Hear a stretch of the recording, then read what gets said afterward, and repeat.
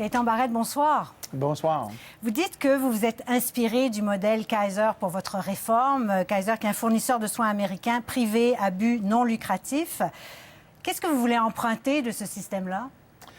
Écoutez, c'est un système très organisé, très uniformisé et qui a une structure organisationnelle qui garantit l'accès aux services, comme vous l'avez vu dans le reportage, d'une façon constante, en tout moment, en tout lieu, pour le patient. C'est vraiment un système de santé, parce qu'on peut dire que c'est un système de santé compte tenu de la grandeur, qui est absolument centré sur le patient. Qui est centré sur le patient. Mais quand même, il y a des choses qui sont très particulières et qui, je ne suis pas sûre, peuvent s'appliquer au Québec. C'est basé sur 3 éléments. Tout est informatisé. Les médecins sont salariés et ils sont très bien entourés. Il y a beaucoup de professionnels, c'est multidisciplinaire, c'est très intégré.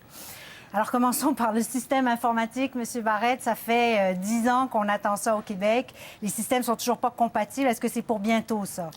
Oui. Alors, au Québec, d'ici la fin de l'année, toute la donnée clinique qui appartient aux patients, c'est-à-dire les laboratoires, la radiologie, ces choses-là, comme ça a été dit hier, dans le reportage, vont être disponibles partout au Québec et en totalité. Actuellement, la problématique, c'est que ce n'est pas en totalité. Pour ce qui est du salariat des médecins, parce que ça, c'est vraiment un point essentiel, tous les médecins là-bas sont des salariés.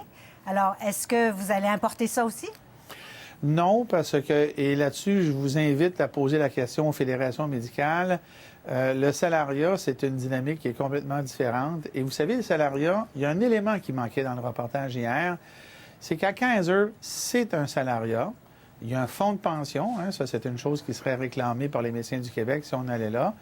Mais dans le salariat, chez Kaiser, il y a une obligation, il y a des tâches qui sont imposées, à savoir qu'il y a une description de tâches. Et dans le salariat de Kaiser, il y a un minimum de patients à voir par jour, qui est inférieur à ce que nous, qui est supérieur à ce que nous on demande. Oui, 2000, alors, je serais 2500. très surpris. C'est 2500 patients à charge par année, mais c'est un minimum de 23 patients vus par jour, et je dis bien minimum. Sinon, il y a des pénalités financières si on ne rencontre pas ces objectifs-là. Alors, j'imagine que vous pouvez vous imaginer ce que serait la réaction des médecins si, demain matin, je mettais le salariat à la hauteur de Kaiser, qui est nettement inférieur à ce que les médecins du Québec gagnent. Mais est-ce qu'on n'en est pas rendu là? Parce que beaucoup d'intervenants disent que c'est un des principaux problèmes, là, la rémunération des médecins à l'acte. Parce que dans le reportage, on le voyait quand même, les salariés ne sont pas payés à l'acte, donc ils n'ont pas besoin nécessairement de voir le patient dans leur bureau. Ils peuvent faire des choses par mais Internet, au Québec, etc. Mais au Québec aussi, Mme Galipeau, moi-même, lorsque j'étais de l'autre côté de la table, j'ai négocié des tarifs de téléconsultation, par exemple, et on peut tout à fait faire ça au Québec si les médecins le veulent. Mais ce qu'on retient du reportage d'hier, pas juste ça, là, mais ça a été bien rapporté, c'est exact, là, les chiffres, je peux vous le confirmer. M. Bilodeau, lorsqu'il a fait son reportage, il nous a dit que c'était 10 millions de clients pour traiter et bien servi par 17 000 médecins. On est 8 millions au Québec avec près de 20 000 médecins pour des services, je peux vous l'assurer, comparables. Et quand vous regardez les horaires de 15 heures, ça a été bien démontré dans le reportage, c'est de 8 heures à 18 heures, 5 jours semaine, 46 semaines par année. Je peux vous dire qu'ici, si on avait ce rythme-là, un rythme kaiserien, si vous me le permettez, il n'y aurait pas assez de gens au Québec pour fournir les médecins. C'est ça qui est la clé. Qu'est-ce que vous dites, que les médecins ne travaillent pas assez?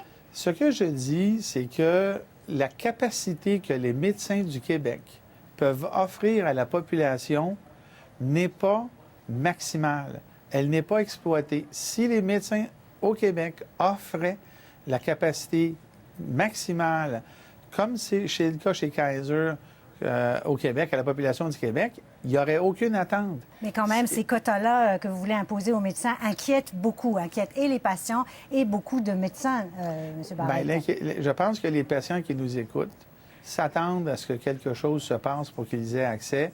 Notre paradigme, il est clair. Au fil des années, il y a plus de médecins, plus d'argent, moins de services. Là, vous avez un modèle bien organisé qui arrive à traiter et prendre en charge une population de 10 millions de personnes avec 17 000 médecins. On en a près de 20 000, puis on est 8 millions. Il me semble qu'à un moment donné, on doit se rendre à l'évidence. Il y a quelque chose qui ne marche pas au Québec. Oui, mais dans notre reportage de lundi sur une clinique du centre-ville, il y a des médecins qui ont vu leur budget réduit de 40 avant l'élection, d'ailleurs, parce que là, on a éliminé la pondération. Donc, la pondération, c'est que, par exemple, pour un patient séropositif qui comptait pour 4 patients, maintenant, il compte pour un patient. Une femme enceinte comptait pour 7 patients. Maintenant, bon, ça a disparu. Et là, ils s'inquiètent avec les quotas parce qu'ils ne veulent pas faire une médecine McDo, ont-ils dit. Oui, j'ai bien retenu, moi aussi, l'expression. Mais elle est la conséquence, évidemment, des coupures du Parti québécois. Là. Je ne veux pas faire de politique avec ça, mais on va pas c'est revenir pas moi. en arrière. Mais là, eux, ils s'inquiètent de ce qui s'en vient aussi. Oui, je comprends, mais sauf qu'il y aura des équivalences qui seront présentées dans les prochaines semaines aux fédérations médicales. Et je peux dire que les équivalences qui ont été coupées par le Parti québécois, moi, ça me scié les bras, Mme Galipeau, d'entendre qu'on comptait un patient séropositif ou toxicomane pour un seul patient. Moi, je peux vous garantir que dans ma table d'équivalence, ça ne sera pas le cas. Qu'est-ce que ça va être alors? Parce que là, je ne veux pas faire des annonces ici. Les médecins disent que dans le contexte actuel, avec les problèmes de confiance qui existent, ils voulaient que ce soit par écrit. Ils voulaient savoir exactement qu'est-ce que vous aviez l'intention de faire. Et ce sera présenté par écrit, Mme Galipeau. Et je peux rassurer ces médecins-là que j'ai bien écouté.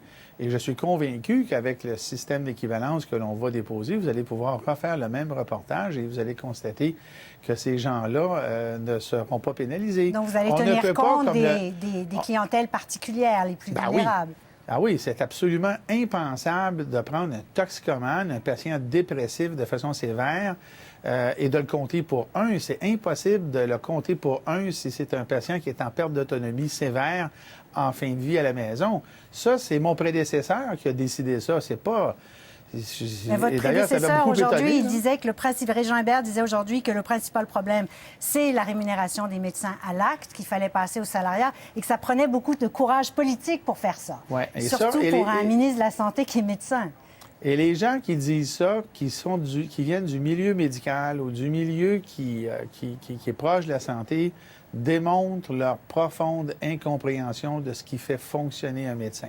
Ça n'a rien à voir, Mme Galipeau. Le salariat, là, je le mets demain matin, là, et ça veut dire description de tâches, ça veut dire vacances, ça veut dire pension, ça veut dire baisse de revenus pour les médecins. Imaginez si demain matin, parce que là, on ne va pas mettre plus d'argent dans le système, là, imaginez si demain matin, je dois mettre les médecins à salaire et qu'en plus, je dois leur donner un régime de pension parce que le salariat veut aussi dire bénéfices marginaux. Pensez-vous vraiment là, que les médecins du Québec vont accepter ça? Alors là, vous dites que ce ne sera pas le salariat, l'informatique, ça s'en vient. Mais quelle est votre vision alors? Comment vous voulez emprunter des choses à Kaiser? Vous voulez l'appliquer comment alors? Alors, actuellement, ce que le projet de loi 20 devrait faire, surtout lorsque les médecins constateront les équivalences, on demande aux médecins de modifier à la base leur façon de pratiquer la médecine pour la pratiquer comme chez Kaiser, et ça s'appelle l'accès adapté. L'accès adapté, Mme Galipeau, c'est simple. Ça demande d'être là, premièrement. On demande aux médecins d'être présents 5 jours semaine pendant 40 semaines. De travailler plus, alors? Ben oui, mais écoutez, demander 5 jours semaine pendant 40 semaines, si c'est l'enfer, il y a beaucoup de monde qui nous écoute actuellement qui sont en enfer. Bon, d'accord. Alors, on demande aux gens d'avoir une pratique qui n'est plus organisée autour du rendez-vous annuel périodique, par exemple, mais une pratique où on inscrit des gens et pour lesquels on se rend disponible. C'est ça que Kaiser fait. Kaiser, les médecins sont disponibles. Le salariat, comme ça a été bien dit hier, n'incite pas à faire venir les patients. Et c'est pas ça qu'on demande. On demande aux médecins d'être disponibles, mais dans la période qui est appropriée. L'accès adapté, tous les médecins, mais malheureusement, ils sont très peu nombreux, qui ont adopté ce profil de pratique-là, aujourd'hui, n'ont plus d'attente. Et ils inscrivent des quotas, comme vous dites, plus grands que ce que l'on demande. À l'opposé de ceux qui ont une pratique plus traditionnelle, qui construisent leur grille de rendez-vous sur des rendez-vous périodiques annuels, par exemple, qui font en sorte que des gens qui n'ont pas nécessairement besoin d'aller voir le médecin vont les voir à la place de d'autres qui en auraient besoin. Alors, on verra et on suivra les développements. Merci beaucoup, Monsieur Barrette. Merci, bonne soirée. Docteur, si quand même.